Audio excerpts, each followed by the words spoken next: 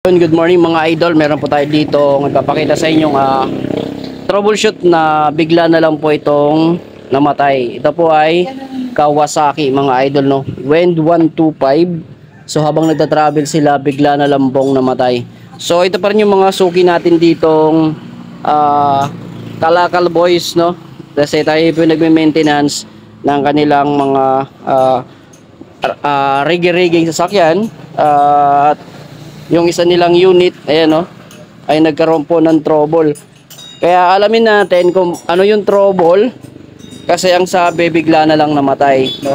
So nung binaklas ko siya para mapakita ko sa inyo, may paliwanag ko na maayos. Kung kayo ay mayroon pong Wind 125, baka ganito yung mangyari sa iyong motor, no? Kung makikita natin ay gamit na gamit talaga yung motor na ito.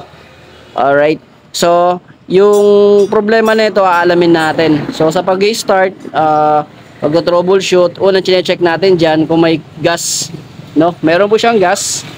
Goods po yung gas. Then compression. So sa pag-check ng compression, dito tatanggalin mo yung spark plug, no? Tanggal mo yung spark plug, tapos salpak mong daliri mo, tapos i-kickstart mo, no? Pag maganda po yung compression, sumasabog po siya ng maayos. Okay? Yung pinaka last nito, yung kuryente, no? Yung supply po ng kuryente. Tatlo lang naman yan, compression, gas at saka kuryente. Yung tatlong halagang bagay na yan, yan talaga yung i-check mo pag yung motor mo ay hindi biglang na lang namatay, yung ganun, para malaman mo kung saan may problema, no? So halimbawa, nag-check tayo sa gas at natsambahan natin wala palang gas kaya namatay, no? Okay? Tapos halimbawa, chinek natin yung kuryente, nalaman natin na mahina pala yung kuryente ng spark plug, mahina yung kuryente na galing sa spark plug cap, or galing mismo sa CDI, no? Yun po yung mga check natin. Tapos sa compression naman, pag halimbawa kinickstart mo, tinakpan mo yung butas ng spark plug at kinickstart mo siya, ay wala pong kuryenteng lumabas, wala pong compression na maayos, hindi man lang pong sumasabog, no? Na pag sinisipa mo hindi man lang wala man lang compression na mafe-feel ka, may problema yung compression. It's either natuyuan ka ng oil, no, kumapit po yung piston ring, o nabalugtan ka ng balbula, o nabutas po ang yung piston. Yun po yung mga maaaring maging sanhi ng loss compression, o kaya nabalian ka ng connecting rod, no? Okay. So, wag na muna tayong lumayo, balik muna tayo dito sa problema na ito ng ating idol, no? Inuulit ko, gas, kuryente at saka compression, no? So, na-check ko na yung compression, good siya. Na-check ko yung gas, merong gas. At yung last na i-check natin, yung kuryente. Okay?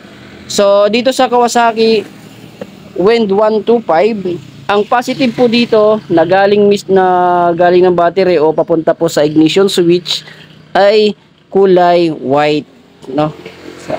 Yan, pag Kawasaki, white po yung positive, no? Hindi po siya red, white po siya. Okay, tapos yung accessories wire naman ng Kawasaki ay brown. Yan, napansin mo? Brown po yan. Okay, so ito po yung accessories wire. Okay, so pakita ko muna sa inyo kung ano yung problema nito. Napansin ko siya, walang kuryente. Ayan. Mahirap talaga gumawa ng video pag walang hawak, no? Kickstart natin. Ayan, no? Walang kuryente. Right, tama na. Kasi wala siyang kuryente. Okay. Yan, para mapakita ko rin na walang kuryente, ito po yung kulay white na galing po ng regulator at papunta po sa battery at papunta din po doon sa ignition switch. So dapat pag kinickstart natin to, iilaw man lang yan. Yun, walang ilaw, oh. Okay. So pag may ganong senaryo, yung unang pupuntahan mo dyan pag walang kuryente, walang ilaw, dahil meron nga siyang battery pero lobat. Ayan, oh, lobat po siya. Pero pag hindi to lobat, iilaw kaagad yung kulay white. Iilaw dapat yan pag hindi lobat. So pag ganon, lobat yung battery, yung tatakbuhan natin si regulator. Ayun, at napansin ko dito sa kanyang regulator, may dalawa pong bunot na wire. Ayan, oh. Yung ground, tanggal po siya, at saka yung light coil. Okay, so ang gagawin natin, idudugtong muna natin itong dalawang naputol na wire. Napansin ko lang naputol siya. Ayan, ikakabit muna natin dito, at saka dito. Okay, so ayun mga idol, no, naikabit na po natin yung ground. Ayan yung ground. Tapos yung kulay yellow. Okay, so ngayon, ako mapapansin nyo, pinutol ko po yung kulay red dito, ay yung kulay white, dahil ito po yung magkakarga po ng kuryente, na pagpasok ng kuryente galing stator, no, pagpasok dito po maglalabas sa positive, sa solid white, no, papunta po yan sa battery, tsaka papunta po ng susi. Okay, tapos itong dalawa, ito po yung charging at saka light coil, no. Okay, tapos ito naman yung ground. Kasi kaya ako pinutol, bakit ko pinutol?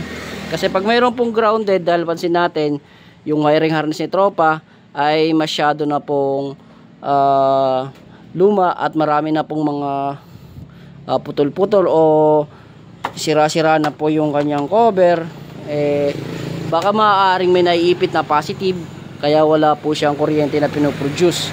Kaya ang gagawin natin para ma-verify kagad natin kung may grounded po siya at kung maglalabas ng kuryente, kaya ko yan pinutol, at dito tayo magte-test light. Dapat pag kinikstart natin yan, iilaw. No, pag hindi umilaw, ibig sabihin yung may problema nito dito po sa stator.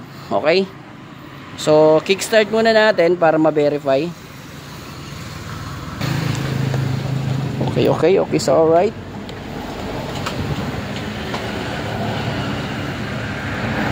Kaya pasensya na, medyo mabagal yung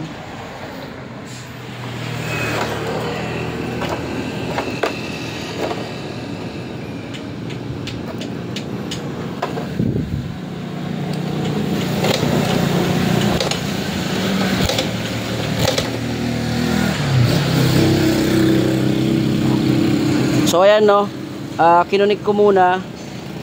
Ayan, kinunik ko muna sa kanina na pinutol natin, kinunik ko muna ng sandali. Kasi titignan muna natin kung maglalabas ng kuryente.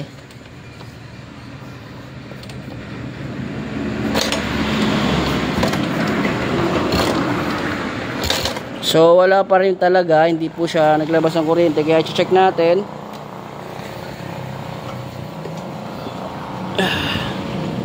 Kung ito ay maglalabas ng kuryente. Ayan. Dapat tumilaw to pag kinikstart. Pag hindi, may problema nito, nasa stator na. Ay patay, wala. Yun, wala. Alright, walang kuryente. Next na check natin dyan yung stator na. Titignan natin baka may nasunog or may naputol na wire. Okay, kasi mula dito ipapasa niya yung kuryente dito sa regulator, tapos yung regulator naman ibibigay sa battery. Okay, so walang inilalabas na kuryente dito, no, mga idol, si regulator. Dito tayo mag-check sa ating stator. Paano malaman kung may kuryente sa stator o may problema? Baklasin muna natin itong pinag-connect nila dito. Okay, tapos ipapaliwanag ko na maayos para paano malaman natin nang hindi pa binubuksan kung may problema yung stator, kung goods nga ba o hindi. Okay, so tanggalin ko muna yan. So ayan, no, nabaklas na natin at naputol na po natin kasi dinugtong lang po siya. Ayan, so yung titignan mo lang dyan, dalawang wire lang, yung kulay white at saka yung yellow. So hindi na po siya originally na stator nya, mukha replacement na lang to kasi maliliit na po yung wire. Okay, so sa yellow papunta po yan dito sa regulator.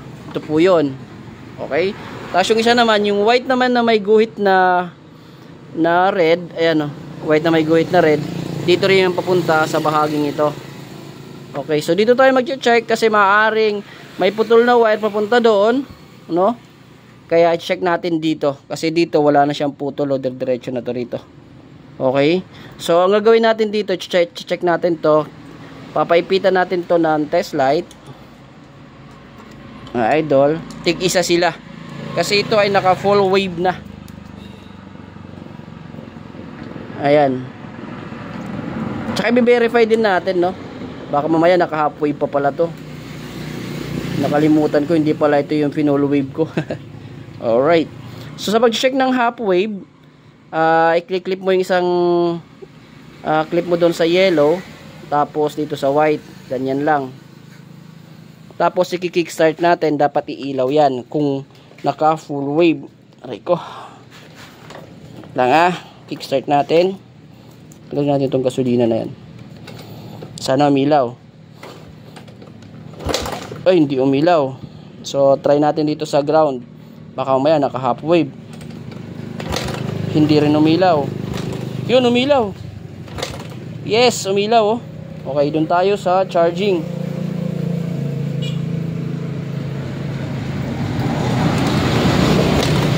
Ayun. Wala yung charging. Yun, meron na. Meron na, mga idol.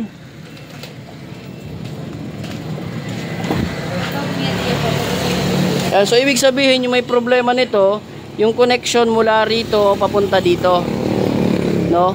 Lost connection po siya, walang problema po yung stator coil. Naka halfway pala yung stator coil na ito. Ayan. So dalawa kasi itong Wind 125 ng customer natin na dinala dito sa atin. Akala ko ito yung full wave ko, no? So naka halfway pa pala to. Okay. So yung may problema, lost connection na wire papunta dito. Okay, kaya ayaw maglabas ng positive. Kaya idugtong ko muna. Putulin lang natin dyan. Putulin lang natin dito kasi didudugtong ko rito. Okay, ibabypass natin yung harness niya kasi may problema. Okay? So idugtong ko muna. So ayan mga idol, no, ito na po yung dinugtong natin na wire. No, binypass na po natin yung kanyang harness kasi malamang sa malamang yung harness yung may problema, may putol sa wire dito sa loob ng harness, kaya walang connection na pumapasok papunta dito sa regulator, yung charging niya tsaka yung light coil, no? Kaya binypass natin, naglagay po tayo ng wire, ito dalawa, yan, ito pupunta rito at ayan na siya. Tapos nakita natin na yung terminal dito ay may problema, kaya sinuksok na lang muna natin. Okay, pero mamaya iti-tape natin to dito sa gilid para yung sinuksok natin steady, hindi siya gagalaw. Okay, so yung white nandyan pa rin kasi titest muna natin, no? Gamit ang test light. Ayan, iti-test natin siya ng paganyan, tsaka kickstart natin. Dapat umilaw yan. Okay, pag hindi umilaw may problema pa, pero malamang sa malamang yun lang yung naging problema nito, yung kanyang wiring connection mula stator papunta sa regulator. Okay, so check na natin, i-kickstart na natin para magkaalaman. Moment of truth. Alright, so ito na yun ha. Check na natin. Moment of truth. Okay. So kickstart. Bang! Umilaw na. Yan o, may ilaw na. Alright, so magkakakuryente na to. I-connect natin sa positive. May dudugtungan natin yung wire na to kasi medyo maiksi na. Ayusin pa natin yan. Papakita ko na lang sa inyo ulit. Pakita ko muna na magkakakuryente na siya dito. Okay, so doon muna sa taas. Sa susi. Ito yung kanyang susi. Dapat iilaw yan pag kick-start. Yun, meron. Yun, meron. Yun, meron.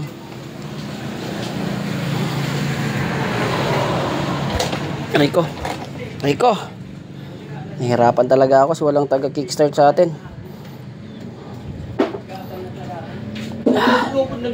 So okay na yun, meron na yun. Check na natin yung kuryenteng lumalabas dito sa tension wire, kung mayroon na.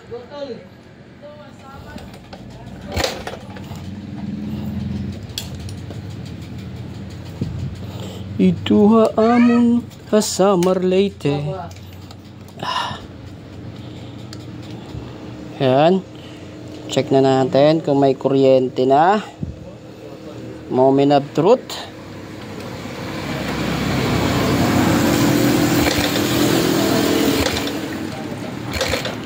Mukhang meron na. Mukha pa lang.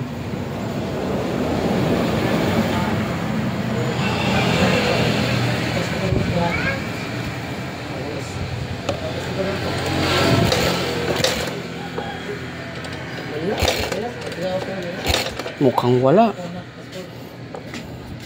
So yung mga idol, at wala pa rin supply na lumalabas dito po sa kanyang tension wire, at wala pa rin pong kuryente, so hindi pa rin po ito aandar. Ayan, so check naman natin na ito, sunod yung kanyang supply galing po ng CDI kasi meron na pong kuryente. Okay, check ulit muna natin yung kanyang positive. Ayan, meron. Dito naman sa part ng kanyang susi, check na rin natin. Goods, meron din. At yung supply papunta sa CDI, yun, goods. So ibig sabihin walang problema po at meron na pong supply yung positive natin, no? Kanina walang supply ng positive, ngayon meron na. Ang problema naman ayaw maglabas ng kuryente dito sa kanyang tension wire. So ibig sabihin yung may problema nito ay yung isa na lang, no? Si CDI. Yun ang itutumbukin natin kung bakit ayaw maglabas ng kuryente ni CDI. CDI may problema natin. Ayan, pabanyak siya kayo parutan.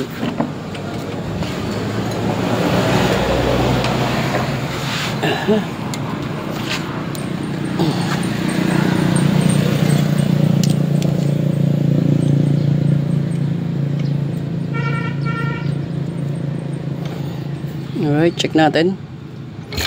Wala. Ipatay. Ayari. Walang kuryente binibigay si CDI. Okay.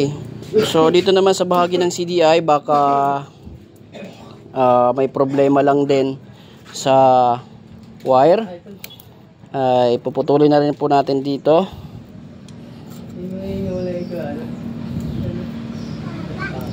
Yan. Check natin dito kung naglalabas to ng kuryente. Kasi yung harness ni tropa talagang matanda na talaga siya. Okay, kaya no choice ako kundi magputol. Nakadatap. Check natin kung maglabas na ng kuryente. Pag hindi, CDI may problema nito. Yun, mayroon mahina. Bro. Wala, okay na tayo. So may problema din po yung CDI ni tropa. Mahina po yung supply ng kuryente nito. Ito po ay battery operated na po siya. Ayan. So i-convert natin to sa Lifan 110 na CDI. So ayun, nung tinanggal po natin yung kanyang goma, ay napansin ko dito na lumobo na po yung CDI nyo.